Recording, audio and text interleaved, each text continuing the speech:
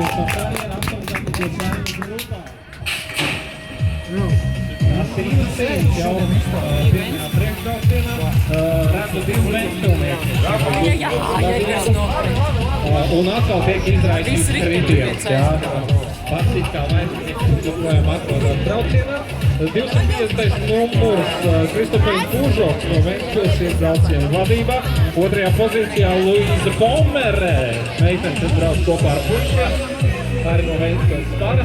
Un šobrīd notiek Pomere mēģina iet garām pa iekšvalu. Jā, Pomere ir jau blakus līderim un izvirzās nedaudz jau vadībā un izmanto savu lielo pozīciju. Tomēr neatdos savu pirmo pozīciju. Pomere nedaudz ātrāka. Pēdējā cīņa turpinās ļoti aizraujoši cīņa un Pomere ir spiesta piekāpties pēdējos metros šajā pirmajā priekšbraucienā. Kas vēl būs iespēja, tā teikt? Spēkus un turpinām ar 9 gadīgiem. Vari!